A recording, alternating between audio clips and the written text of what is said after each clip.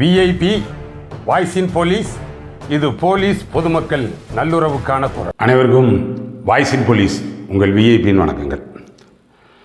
அப்புறம் கொஞ்ச நாளாக நம்மளுடைய சேனலில் வர முடியலப்பா. ஒரு சில தனிப்பட்ட வேலைப்பளு காரணத்தினால இப்போயும் கூட தொடர்ந்து அதே வேலைப்பளுவில் தான் இருக்கேன். பட் இருந்தாலும் இந்த ஆடின காலும் பாடின வாயும் சும்மா இருக்காது அப்படின்வாங்கல்ல, அந்த கணக்கில் உங்களை பார்க்க வந்துட்டேன்னு கூட வச்சுக்கோங்க. அடிக்கடி பேசிக்கிட்டே இருந்துட்டு பேசாமல் இருக்கிறது கொஞ்சம் கஷ்டமாக இருக்குது. சரி, பரவாயில்ல. இப்போ இந்த டிஎன்பிஎஸ்ஆர்பி அப்டேட்டோட ஆரம்பிப்போம். இப்போ ஒரு 429 எஸ்ஐஸ் ட்ரைனிங், இன்க்ளூடிங் ஒரு 45 ஏஆர்எஸ்ஐ, 384 தாலுக் எஸ்ஐ, ஆனால் உமன் எஸ்ஐ உட்பட அவங்கள ஒரு 200 பேர் வரைக்கும் இருப்பாங்க. அது எல்லாம் சேர்த்து இப்போ 29/2 அவங்க பாசிங் அவுட் ஆகிட்டாங்க. டிஎன்பி அகாடமி 1 இயர் இன்ஸ்டியூஷனல் ட்ரைனிங்கில் இருந்தவங்க இப்போ அப்படியே அந்தந்த டிஸ்ட்ரிக்ட் கமிஷனரேட்டில் ரிப்போர்ட் பண்ணிக்கிட்டு இருப்பாங்க. இந்த தாலுக்கு எஸ்ஐஸுக்கு 6 மாதம் ப்ராக்டிக்கல் ட்ரைனிங்கு, ஏஆர்எஸ்ஐஸுக்கு 3 மாதம் ப்ராக்டிக்கல் ட்ரைனிங். அப்புறம் அப்படி அப்படியே இண்டிபெண்டன்ட் சார்ஜ் அது இதுன்னு போயிடுவாங்கன்னு வச்சுக்கோங்க. அது கம்ப்ளீட்டடு அந்த ப்ராசஸ். இதுக்கு இடையில் ஒரு 600, 650, 700, 790 பேரை என்னமோ இப்போ அதுக்கடுத்து எடுத்து வச்சுருக்காங்க. ஒரு 150 எஸ்எஃப்ஓ வரைக்கும் சேர்த்து இப்போ தான் ஃபஸ்ட்டு அதையும் கிளப் பண்ணி எடுத்திருக்காங்க. அதனால் அந்த எஸ்எஃப்ஓ அப்புறம் இந்த டைரக்ட் எஸ்ஐ அது ஒரு 640 வரைக்கும் எடுத்திருக்காங்க. அது ஆல்மோஸ்ட் எல்லா ப்ராசஸ்ஸு எவ்ரிதிங் கம்ப்ளீட்டட். ஆனால் அதனுடைய இன்டர்வியூ முடிஞ்சு, சர்டிஃபிகேட் வெரிஃபிகேஷனு மற்ற இது முடிஞ்சு, செலெக்ஷன் லிஸ்ட்டு ஆல்சோ பப்ளிஷ்டு. இப்போ அவங்க ட்ரைனிங்காக waiting for training, institutional training போகணும். இதுக்கடையில் இப்போ பார்லிமெண்ட் எலெக்ஷன் வருது. அதன் காரணத்தினால கொஞ்சம் தள்ளி போகும்னா 1/7 அது எதிர்பார்க்குறேன் நான். அதில் நீங்கள் உங்களுக்கு கமெண்ட்ஸ் ஆகலாம் அப்படின்னு சொல்லி. அது போக இந்த உங்களுக்கு புதிய இனிமேல் வரக்கூடிய எஸ்ஐஸு அண்டு ஆல் அதர் ரேங்க்ஸ் எல்லாமே ஈவன் கான்ஸ்டபிள்லேருந்து வர்றது புதிய சட்டம் தான் லா கிளாஸுக்கு எடுப்பாங்க. ஏற்கனவே இருந்த ஐபிசி, சிஆர்பிசி, ஐஇஏ இது எல்லாமே ஒரு 100 ஆண்டுகளுக்கு மேலே இருந்த சட்டம் டோட்டலாக ரிப்பீல் ஆயிடுச்சு. ஆனால் இப்போ இந்த டிசம்பர் மாதம் பாராளுமன்றத்தில் புதிய 3 சட்டங்கள் அறிமுகப்படுத்தப்பட்டிருக்கு. அந்த சட்டங்கள் தான் இனிமேல் உங்களுக்கு சொல்லிக் கொடுக்கப்படும். ஏற்கனவே இருந்த ஐபிசிக்கு பதில் பாரதிய நியாய சங்கீதா 2023 அது வருது. அதே மாதிரி சிஆர்பிசிக்கு பதில் பாரதிய நகரிக் சுரக்ஷா சங்கீதா 2023 அந்த சட்டம். அதே மாதிரி ஐஇஏக்கு பதில் இந்தியன் எவிடன்ஸ் ஆக்ட் சாட்சிய சட்டம், அதற்கு பதில் பாரதிய சாட்சிய அபிநயா அப்படின்னு சொல்லி வருது. ஆனால் பிஎன்எஸ்எஸ், பாரதிய சாட்சிய பிஎஸ்ஏ அப்படின்னு சொல்லி அந்த 3 சட்டம். ஆனால் ஐபிசி, சிஆர்பிசி, ஐஇஏ இதுக்கு பதில் இதுதான் 3 சட்டங்கள். கொஞ்சம் அந்த சான்ஸ்கிரிட் வேர்டு மாதிரி இருக்கும். ஆனால் அப்புறம் சட்டம் ஓரளவுக்கான அதில் இன்க்ரீடியன்ட்ஸு அப்புறம் நிறையா மாடிஃபை பண்ணியிருக்காங்க. இந்த சட்டத்துக்குள்ளே போயில பார்த்தோம்னா இப்போ தான் முதலாக அந்த கம்யூனிட்டி சர்வீஸு அதெல்லாம் ஒரு தண்டனை மாதிரி இம்ப்ளிமெண்ட் பண்ணியிருக்காங்க. பார்ப்போம், அந்த சட்டம் தான் இனி வரப்போகுது. அதைத்தானே சொல்லிக் கொடுக்கணும். அதனால் அதை சொல்லிக் கொடுக்கக்கூடிய எஸ்ஐஸுக்கு சொல்லிக் கொடுக்கக்கூடிய இன்ஸ்பெக்டர் அண்டு டிஎஸ்பிஸுக்கு இப்போ அங்கே கிளாஸ் நடந்துக்கிட்டு இருக்குது. அது ஒரு 3 மாதம் நடக்கும். அப்புறம் அப்படியே உங்களுக்கு கமெண்ட்ஸ் ஆகும். நீங்களும் இந்த சர்வீஸில் இருக்கக்கூடிய எஸ்ஐ, இன்ஸ்பெக்டர் அண்டு எபோவ், ஆனால் இந்த சட்டத்தை கையாளக்கூடிய அனைவரும் தெரிஞ்சுக்கோங்கப்பா. இந்த 3 சட்டம் தான் வருது. பாரதிய நியாய சங்கீதா, பாரதிய நகரிக் சுரக்ஷா சங்கீதா, பாரதிய சாட்சிய அபிநயா, இதுதான் மேஜர் ஆயிட்ஸ்ன்னு சொல்லி முன்னாடி சொல்லிக்கிட்டு இருந்த 3 இதுதான் மேஜர் ஆயிட்ஸ். இனிமேல் நீங்கள் ஒரு 341, 323, 284B இந்த மாதிரியான சட்டம் தாக்கல் பண்ணினீங்கன்னா, எஃப்ஐஆர் போட்டிங்கனாலே மிஸ்டேக் ஆஃப் லாவிலே அது குவாஸ் ஆகிடும் 1/7க்கு பிறகு. அதனால் ஏற்கனவே சட்டத்தினுடைய குறைபாடு, சட்ட அறிவு இல்லை, சரியான போதுமான அளவுக்கு உங்களுக்கு ட்ரைனிங் இல்லை அப்படின்லாம் உயர்நீதிமன்றம், உச்சநீதிமன்றத்திற்கு கண்டனம் தெரிவிக்கப்பட்டிருக்கு தமிழ்நாடு காவல்துறைக்கு. அந்த மாதிரிலாம் இல்லாத அளவுக்கு சட்ட அறிவை கொஞ்சம் மேம்படுத்திக்கிங்க. ஆனால் அவர் என்னதான் நீங்கள் அங்கே பிடிசியில் சொல்லிக் கொடுத்தாலும், இப்போ டிஎன்பிஏல சொல்லிக் கொடுத்தாலும், நீங்கள் நடைமுறையில் தொடர்ச்சியாக அதனோடு இருக்கக்கூடிய பரிச்சயம் தான் உங்களுக்கு அது குறித்தான விழிப்புணர்வு, சட்ட அறிவு, அது குறித்தான உங்களுக்கு ஜாக்கிரதை உணர்வை ஏற்படுத்தும். சரி, ஓகே. அது வந்து அதனால் வந்து உங்களுக்கு அந்த 17 தான் ட்ரைனிங் போவாங்க. அது போக இப்போ வந்து இந்த எஸ்ஐ வேக்கன்சி பார்த்தோம்னு வைங்க, அந்த நோட்டிஃபிகேஷன் வந்துடும். ஒரு 4082 வேக்கன்சி இருக்குது. ஒரு சில நேரம் இந்த தகவல் அறியும் உரிமை சட்டத்தில் சில இந்த இது சொல்லிக் கொடுக்கக்கூடியவர்கள் வாங்குகிறாங்க. ஆனால் அந்த இன்ஸ்டியூட்டு அது இது வச்சுருக்காங்கல்ல, அவங்க வந்து அந்த தகவல் அறியும் உரிமை சட்டத்தில் எப்போ வெளியிட போகிறீங்க என்ன ஏதுன்னு அதெல்லாம் ஓரளவுக்கு தப்பா. அது வந்து பட்டும் படாமையும் தான் பதில் சொல்லுவாங்க. நமக்கு தெரியாத தகவல் அறியும் உரிமை சட்டத்தில் எப்படி பதில் வரும், திட்டாந்தரமாயெல்லாம் வராது. அது அந்த அறிவிப்பு வெளியாகும் பொழுது தெரிவிக்கப்படும் அப்படின்வாங்க. இல்லைன்னா அது அரசாங்கத்திற்கு அனுப்பப்பட்டு பரிசீலனையில் உள்ளது அப்படின்வாங்க. இல்லைன்னா இது குறித்த தகவல் வெளியே சொல்ல முடியாது அப்படின்வாங்க. ஆனால் இந்த மாதிரி தான் பட்டும் படாமையும் தான் சொல்லுவாங்களே தவிர இவங்க கேட்குறதுக்கு டைரெக்டாக பதில் வந்து தகவல் அறியும் உரிமை சட்டத்தில் சொல்ல மாட்டாங்க. அது அந்த சட்டத்துக்கே ஜால் ஜாப்பு கொடுக்குற மாதிரி தான் பதில் இருக்கும். அதனால் அது பெரிய ஆத்தென்டிகேட்டடு ஆன்சராக நீங்கள் எடுத்துக்கிட்டு அதை வச்சுட்டு நீங்கள் பேசக்கூடாது, சொல்லவும் கூடாது. அது ஓரளவுக்கு அரசு எப்போ வெளியிடுது அப்படின்னு சொல்லி பார்த்துக்கோங்க. இந்த இப்போ ஒன்று போட்டிருக்கேன் பாருங்கள். இது வந்து தமிழ்நாடு அந்த போலீஸுக்கு வந்து அந்த யூனிஃபார்ம் அலவன்ஸ் கொடுக்கறது தொடர்பாக அவங்க ஒரு ஜீவோ விட்டுருக்காங்க. ஆனால் கான்ஸ்டபிள்லேருந்து இன்ஸ்பெக்டர் வரைக்கும் 4500 வருடத்திற்கு. நாங்கள் இருக்கும் பொழுது முன்னாடி என்னென்னா 2 செட்டு யூனிஃபார்ம் கொடுத்தாங்க. ஆனால் 2 செட்டு யூனிஃபார்ம் கொடுப்பாங்க, ஷூ கொடுப்பாங்க, பீக்கப் கொடுப்பாங்க, ஷார்ட் லெத்தி கொடுப்பாங்க. அப்போ ஓரளவுக்கான அந்த உடை பொருட்கள் மற்ற அதர்ஸ் எல்லாம் கொடுப்பாங்க. கான்ஸ்டபிளுக்கும் அதே மாதிரி எல்லாமே கொடுப்பாங்க. டரி கொடுப்பாங்க. இந்த ஊட்டி, கொடைக்கானல், ஆனால் இங்கே நான் வேலை பார்த்த நேரம்லாம் வந்து ஒரு நல்ல உயர்தரமான கம்பளிலாம் கொடுப்பாங்க. ஆனால் ரொம்ப காஸ்ட்லியாக இருக்கும். இங்கெல்லாம் கீழே கிடைக்காது. அந்த மாதிரியான கம்பளிலாம் அதெல்லாம் வந்து நமக்கு அந்த கிட்டில் வரும்.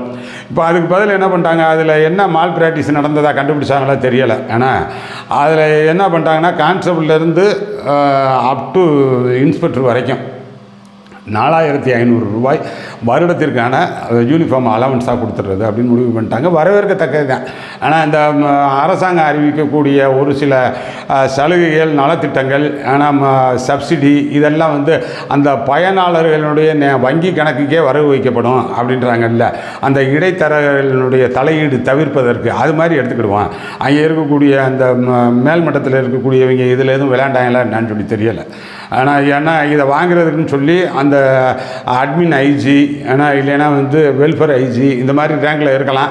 அதில் எதுவும் குளறுபடி நடந்து வந்து அந்த ஆடிட்டில் கண்டுபிடிச்சாங்களா என்னன்றது தெரியல. பட் இருந்தாலும் இது வரவேற்கக்கூடியது. நேரடியாக அந்த பர்டிகுலர் ஆளுக்கே வந்து 4500 கிடைக்கிறது. அதில் பார்த்தோம்னா அதில் அந்த எஸ்ஐ சேங்ஷன்டு ஸ்ட்ரென்த்து ஆனால் அவங்களே கொடுத்துருக்கிறது 10,676.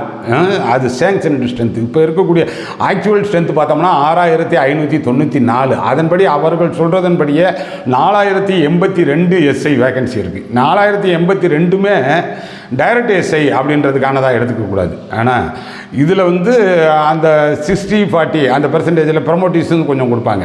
அதனால் எப்படி பார்த்தோம்னாலும் ஒரு ஆயிரக்கணக்கான எஸ்ஐஸ் வேகன்சி இருக்குது. அதே மாதிரி அந்த கான்ஸ்டபிள் டு எஸ்எஸ்ஐன்னு சொல்லி சொல்கிறாங்க. வேகன்சி பார்த்தோம்னா பெரும்பாலும் கான்ஸ்டபிள் வேகன்சி அப்படின்னு சொல்லி தான் பார்க்கணும்.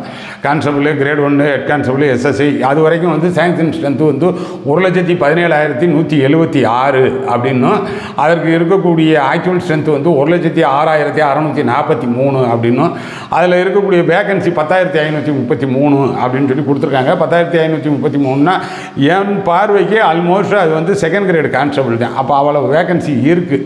ஆனால் செகண்ட் கிரேடு கான்ஸ்டபிள் ஓப்பனில் தான் எடுக்க முடியும். இது வர்றதுக்கான வாய்ப்பு இருக்குது. அப்புறம் மறுபடியும் பார்த்தோம்னா இந்த வார்டு கோட்டா இருக்குது பாருங்கள். ஆனால் அந்த 2017 2023 வரைக்கும் கொடுக்கல அப்படின்றதுனால அது ஒரு 6 வருஷம் எக்ஸம்ஷன் கவர்மெண்ட் கொடுத்து அதுக்கு ஒரு ஜீவோ போட்டிருக்காங்க. அது அந்த வார்டு பசங்க பயன்படுத்திக்கிங்கப்பா. ஏன்னா அவங்களது வயசு தள்ளி போயிருந்திருந்தாலும் அந்த செகண்ட் கிரேடு கான்ஸ்டபிள் வரும்பொழுது அந்த வார்டு கோட்டா பயன்படுத்துங்க. அதே மாதிரி எஸ்ஐஸுக்கு வார்டு கோட்டா பொருந்தும். அது பார்த்துக்குங்க. அப்புறம் இந்த இடத்துல குறிப்பிட்டு சொல்லக்கூடியது என்னென்னா, இந்த தீயணைப்புத்துறை, சிறைத்துறை அதில் வேலை பார்க்கக்கூடியவங்களுக்கு வந்து இந்த வார்டு கோட்டா இல்லை.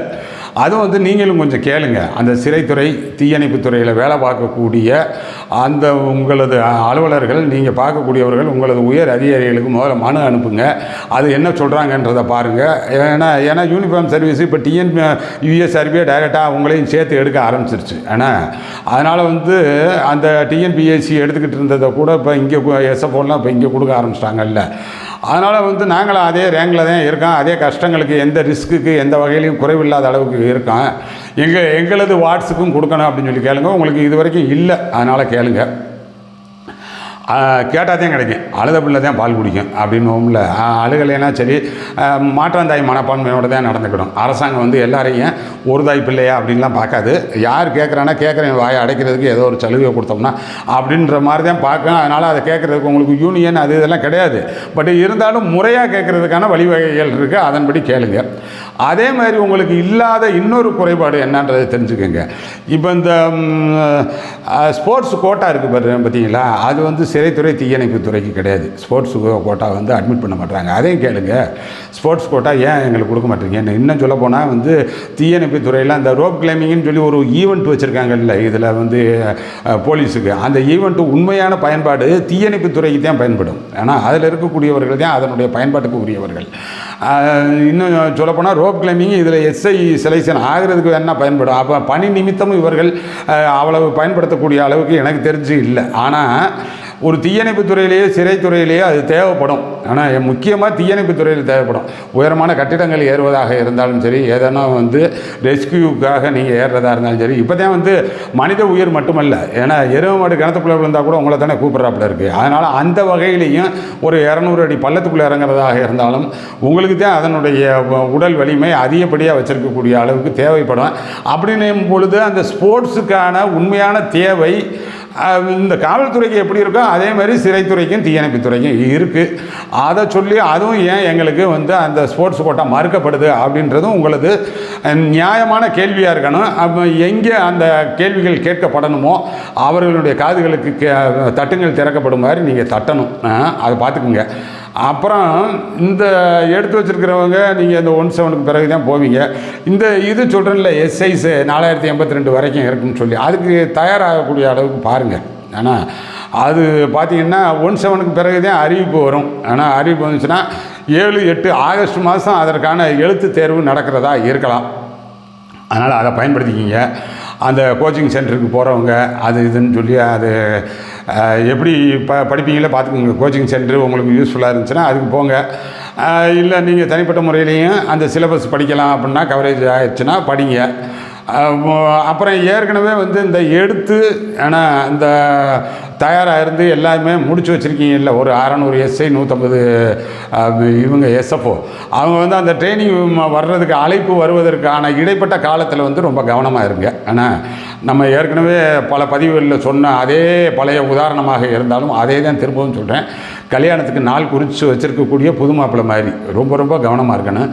வெளியிடங்களுக்கு போகக்கூடியது, நட்பு சிநேகிதர்கள் அவர்களோட சுற்றுறது. அப்புறம் இப்போ இந்த எலெக்ஷன் வருது, உங்களது தேர்தல் குறித்து உங்களது கட்சி அபிமானம், உங்களது நடிகர் அபிமானம் இதெல்லாம் கொஞ்சம் தள்ளி வச்சுட்டு இப்போதைக்கு ஒரே எய்மு வேலைக்கு போகணும். ஆனால் அவைட்டிங் ஃபார் ஆர்டர் அப்படின்ற கணக்கில் இருங்க. தேவையில்லாத வம்பு வழக்குகளில் போய் சிக்கிக்கிடாதீங்க. எப்படி சிக்கினாலும் ஏற்கனவே தான் நம்ம வந்து போலீஸ் வெரிஃபிகேஷன்லாம் முடிச்சிட்டோம்ல அப்படிலாம் நினைக்க முடியாது. இன் பிட்வீன் ஏதேனும் ஒரு அசம்பாவிதம்னாலும் பாதிக்கும், கட்டாயம் பாதிக்கும். அதனால் வந்து அப்படி இல்லாத அளவுக்கு ரொம்ப ரொம்ப கவனமாக இருந்துக்கங்க. அப்புறம் மறுபடியும் நீங்கள் போயிட்டு வந்ததுக்கு பிறகு கூட என்ன ட்ரைனிங் முடிச்சுட்டு இங்கே வந்தீங்கன்னா உங்கள் நட்பெல்லாம் பார்க்குறதுக்கே நேரம் கிடைக்காது. அவங்க அடிக்கிற அடியில் நீங்கள் ஓடிக்கிட்டே இருக்கிற மாதிரி இருக்கும். அது வேண்டியதும் இல்லை, லைஃப் ஸ்டைலே மாறிடும். அதனால் இந்த குறைவான காலத்தில் கரெக்டான இருந்து விரைவில் வந்து செல்வதற்கான வாழ்த்துக்கள். அப்புறம் இப்போ இந்த முடிச்சுட்டு இப்போ 29ஆம் தேதி பாசிங் ஆகி வந்திருக்கீங்கல்ல, அவர்களுக்கான வாழ்த்துக்கள். வந்து நல்ல முறையில் பார்க்குறதுக்கு அடுத்தடுத்த பதிவுகளில் அடிக்கடி உங்களை சந்திக்கிறதுக்கு முயற்சிக்கிறேன்.